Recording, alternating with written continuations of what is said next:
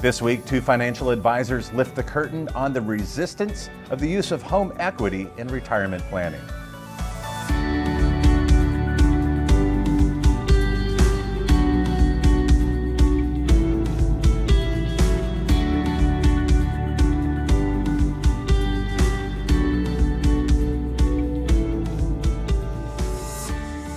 Welcome to the Industry Leader Update. Since 2010, when the Heckam Saver was introduced and opened the conversation on the strategic use of home equity with retirement planning, our industry as a whole has generally struggled to find acceptance and engagement from financial professionals. To help us better understand this challenge and how it may be best addressed, we are pleased to have with us three guests today. Jesse Allen, who is the president of 55 Plus Lending at OneTrust Home Loans. Ryan Ponsford, who is the senior vice president of Equity Wealth Strategies at OneTrust Home Loans. And Matt Regan. He is the president of WealthCare Capital Management in Philadelphia, Pennsylvania. Gentlemen, welcome. Great to be here. Thank you. Thank you for being here today. First, if you could tell us briefly a little bit about your practices, and second, how you became acquainted with reverse mortgages. I'll kick it off for you, Shan, if you don't mind. So I'm Ryan, and our practice, I'm part of a division here at OneTrust Home Loans that was specifically designed for advisors by advisors in order to more effectively integrate housing wealth into retirement solutions. The way I got into it was maybe a little bit unique, and I think the simple answer is kicking and screaming. When I was first approached by some dear friends of mine that they believed that housing wealth could truly impact retirement, I thought it sounded intriguing. When they told me it involved reverse mortgage, I essentially threw up in my mouth and told them they were crazy and I never wanted to see them again. They kept bugging me and kept challenging me. I happened to have sold the practice I was with from before and was trying to figure out what to do with myself. And they just challenged me to do the math. And when I did the math, I realized that A, you can't unsee once you've seen that. And then B, I realized this may be one of the most misunderstood, underutilized tools in financial planning today. And so that set us out on a journey to get to know advisors.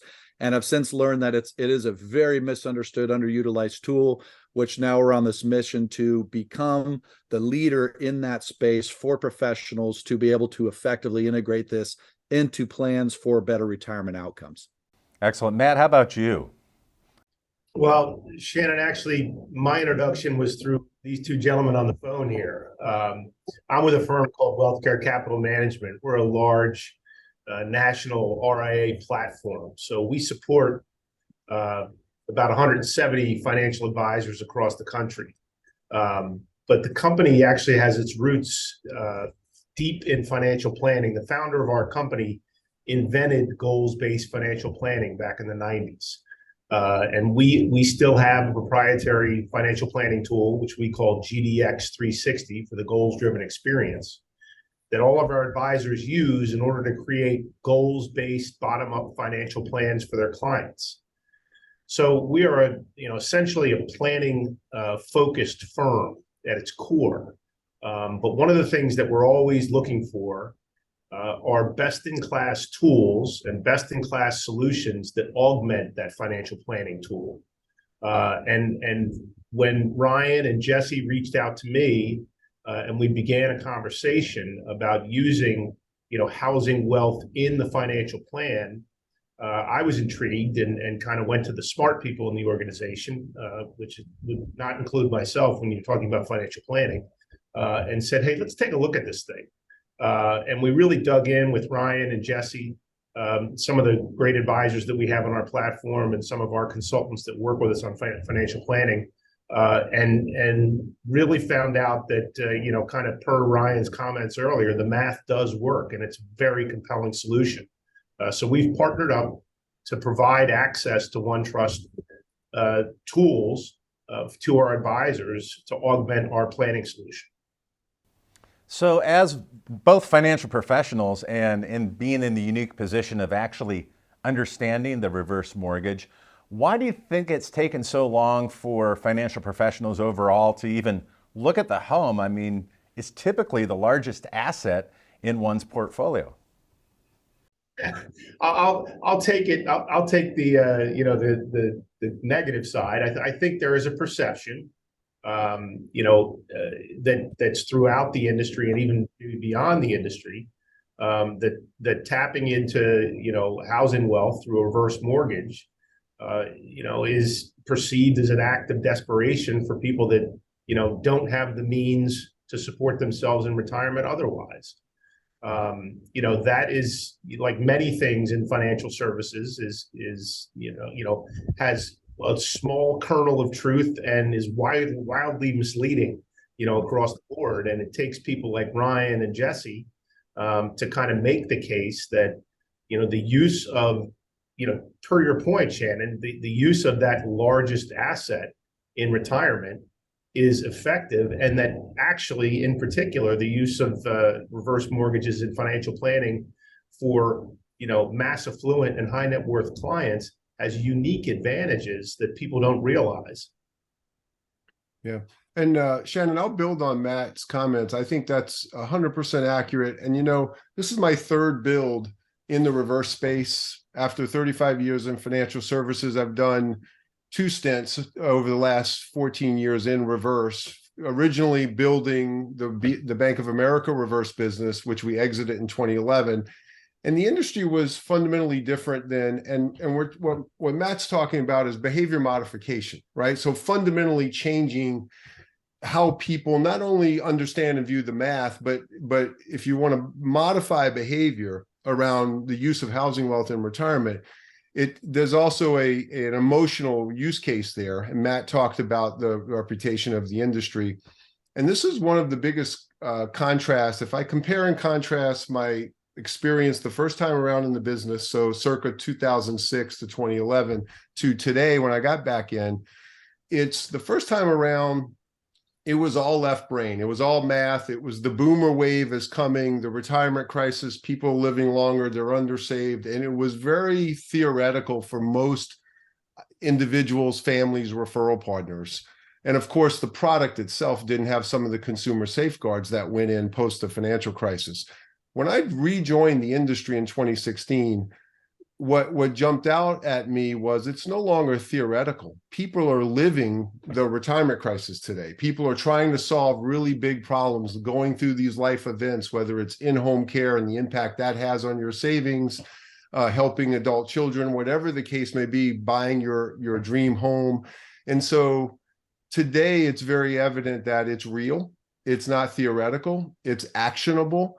And ultimately, mortgage is a people business. So if you want to really go out and help folks live the math, operationalize the math, they're feeling the acute need. It's one, understand your customer and who are you trying to serve. And I do believe that there are tranches of customers out there. And then 2, can you build the platform that has the capabilities and the culture and the distribution partnerships in order to really access those customers who need the education and the help the most. So I would say some of it is evolutionary for the customers and for the product itself.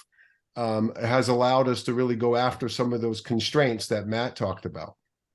And what you've done is quite unique. And that makes me think of, what are the concerns that you're seeing financial institutions, since you're both ingrained, Matt and Ryan, in the financial planning world? What's the biggest point of resistance or the concerns that you see amongst financial planning institutions about home equity and retirement planning? I think to the question of adoption requires understanding. So I think a lot of resistance is built around misunderstandings. We talk a lot about there's the you don't know what you don't know, but then there's the you don't know but think you do know, which is far worse. And I think there's a lot of people in the financial industry that think they know how these work and what the risks and issues are, but they don't. I can say over the last years, we were kind of trying to figure this out. I think we've been in front of somewhere around 5,000 financial advisors, professionals, attorneys, CPAs, and folks. And I could probably say with confidence that less than a dozen prior to our explaining these things have legitimately understood how they worked. So there's just a massive misunderstanding. So as a financial professional, their financial advisors, and more importantly, their institutions, are largely in the business of risk management. right? For them, their business, and for clients, and managing their risk. When you've got a solution that has a lot of bad perception, you could have headline risk. We're talking about this. I think that creates headwinds, which are mostly misunderstandings. So I think there's just this huge obligation to get people to understand these better, which in my mind is largely on the fault of the reverse industry. I think as an industry, we've done a very poor job of articulating how this works for the more affluent families in a more strategic manner. So it's interesting, Shannon. I anticipated that resistance, from the organization when I introduced Ryan and Jesse to those 170 financial advisors that we support. And what I got was exactly the opposite. And I learned that financial planners, really good financial planners like the ones that work at WealthCare, are open to any solution if they can understand it, and if it makes sense, and if it's a better way to solve. Everybody, on this call and everybody in this industry knows that we have a massive crisis in retirement planning in this country. And we've been trying to solve, for that through financial planning, holistic wealth management, the linking of a goals-based plan and a goals-connected portfolio, and, good discipline around financial planning for 25 years here at WealthCare. And what I found out after I introduced Ryan and Jesse and OneTrust to our advisors is that our advisors don't have any resistance to a new approach, to a new product. They'll listen to it, they'll understand it, and if it's a better mousetrap, they'll take advantage of it. Matt, do you think that's a result of culture, this increased acceptance? Because typically, I went to a Financial Planners Association meeting in Denver years ago, a lot of resistance. Yeah, I'm going to paint with a really broad brush here. There are financial advisors and financial, and wealth managers across the industry who don't dig deeply into holistic wealth management and financial planning. And then there are ones that really do. And I think your planning focused advisors, of which, by the way, Ryan is one, see the value in investigating alternative solutions, no matter where they come from, even if they carry, a reputation, from that in some cases could be, erroneously placed on them. They're willing to listen and willing to take a look at it. So your comments made me think of our industry as a whole, and then getting down to a more granular level. What can loan officers or our industry at large be doing to help attract more business and referrals from financial professionals? How can that be accomplished? I'll take a shot at it, and then I'm sure I can see Matt and Ryan both have things to say, and Matt, don't worry, you won't rub us the wrong way. I think, listen, it's an interesting question. You'll want to tune in next week for part 2 of our interview and hear the answer to that question and what Matt and Ryan have to say about how reverse mortgage professionals can better engage with financial professionals, and also some of the common pitfalls to avoid. You can be part of the conversation about today's episode by leaving your questions or comments below. Also, if you would spread the word to others by sharing this interview on your LinkedIn or Facebook profiles, we appreciate that. And just a reminder, you can watch all Heckam World episodes on our YouTube channel. Be sure to click subscribe and smash that like button if you enjoyed today's show. Are you a fan of Audible books? If so, you'll love catching up on the latest reverse mortgage news on our weekly podcast, Heckam World Weekly. You can listen here on HeckhamWorld.com, and Apple users can also listen and subscribe on iTunes. That's a wrap for us. Thanks again for joining us.